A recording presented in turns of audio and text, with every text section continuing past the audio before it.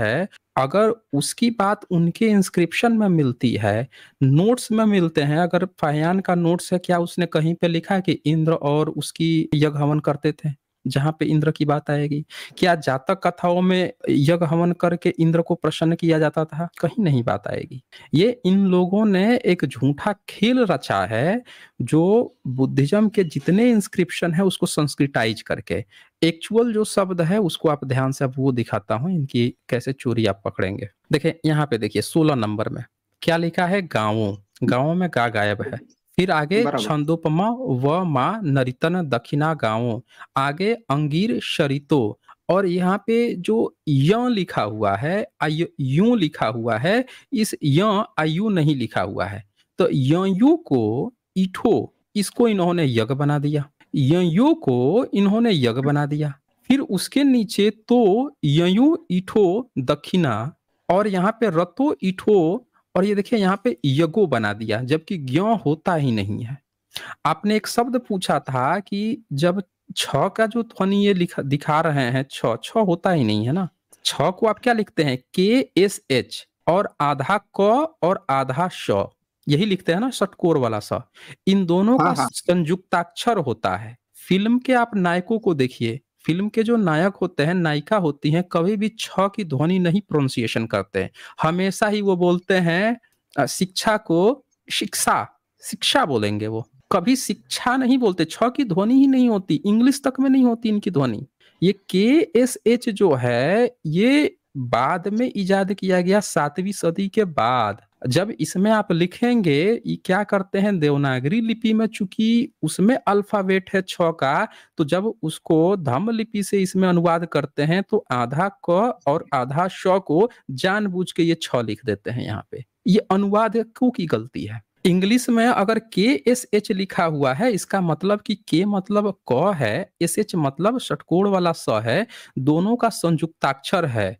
ये 7वीं सदी के बाद से दोनों के संयुक्ताक्षर के लिए एक अलग ध्वनि प्रयोग कर दी गई, जिसको छ कहा गया। इसी तरह से त्र, ज्ञ, ही में ज्ञ भी है, डॉट डॉट डॉट, नो धमशः, यहाँ पे नो लिखा हुआ है, नमो नहीं लिखा हुआ है, नो। अब आगे क्या है ये हम नहीं जानते, तो यहाँ पे लिखा है धम्मशः, आगे नमो, फिर ईदशः नमो। तो धमशः नमो, धम्म किसके लिए शब्द प्रयोग होता है? बुद्ध धम्म के लिए।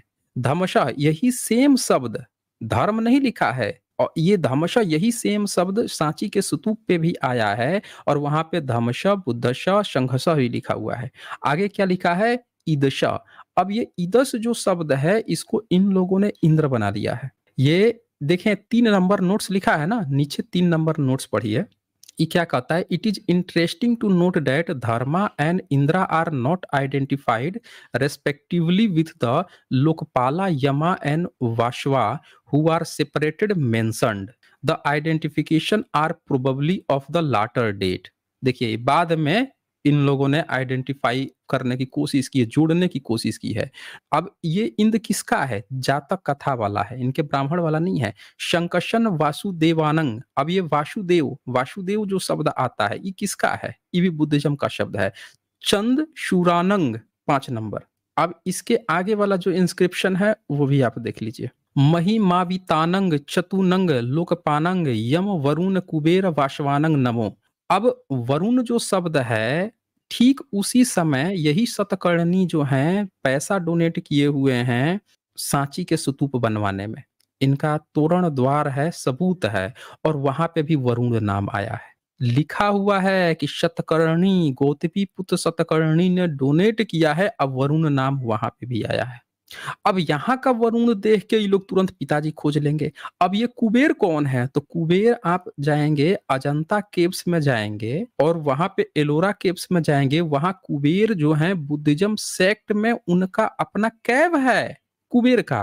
बुद्धिज्म के कैप्स में इनका अपना कुबेर है। इसमें से कोई एक ऐसा शब्द नहीं है जो बुद्धिज्म में न आता हो और जिसके कारण इसको ये ब्राह्मणवाद का घोषित कर दे। ये सारे शब्द ही बुद्धिज्म के हैं।